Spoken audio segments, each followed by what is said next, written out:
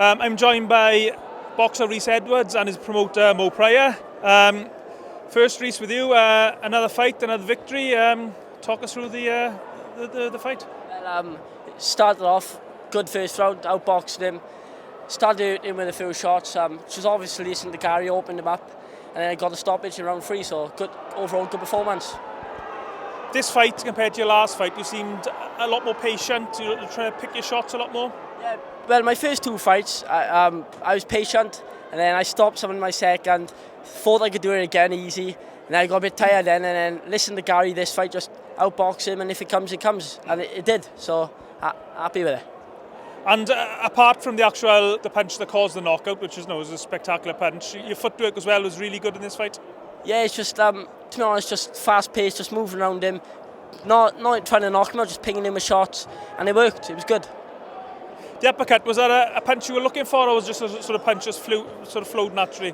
No, I didn't really look. To be honest, I've got a good punch variety. I just seen it opening and slipped and caught him with it, so it was just a good shot.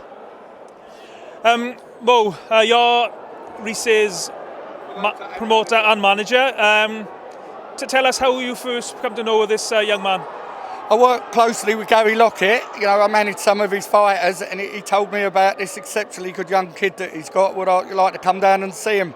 I took one look in the gym and really liked what I saw and signed him. Even though at the time he was in the amateur squad, Wales squad, I made him an offer and he signed with me straight away. Took it down to the calf and then he signed with me. Close, we started talking then. But I couldn't be in a better place. Got a great team around me, great coach Gary Lockett, great promoter manager Mo Pryor, and we're all close together. The gym's cracking, and I'd like to thank all the fans as well who come down and really do appreciate it. So thank you to everyone. Mo, I presume in your position, you're a promoter, quite an influential promoter. I presume you get told quite often, have a look at this boxer, he's going to be the next big star. And how many times does it happen actually then the guy isn't as good as people say he is? Quite often. I mean, I get told every day of the week about good fighters, but I'd like to think I've got an inkling about what a good fighter looks like. I took one look at Rhys, and listen, with due respect, he had a good amateur background anyway, so it's not rocket science. Straight away, I knew he was going to be a good fighter. What was it about Rhys that caught your eye? To be honest, he's a bit of a cheeky guy, and I liked his enthusiasm, and it's important to me that I meet the family, and I met his dad, and we hit it off straight away. So that's important to me that they come from, I get on with the family. So, and I could see straight away that he's got ability, and Gary wouldn't waste my time bringing me someone unless he thought he was really good. Of course, another thing that's very important for boxers these days, Rhys has a massive fan base and can sell a lot of tickets as well. Yeah, obviously as a promoter, that's good for me. He sells tickets and he's got a good fan base, and that's why we're trying to get him out, move him around the country a little bit, get all the fans to know him. And listen, the world's his oyster at the end of the day if he keeps improving. He's a really talented kid. I think he's going to go all the way. Is the biggest problem for you at the moment trying to hold Rhys back a little bit? We want to keep him on 4 rounders at the moment. We don't want to put him in over his head at the moment. We'd like him to be maybe 10-0 before the end of the year, but Gary will make the decision when we step up to 6 rounds. But listen, at the moment we're going to have a few more 4 rounders. Back to you, Rhys. Tell us about the punch that got the knockout for perhaps people who haven't watched the fight.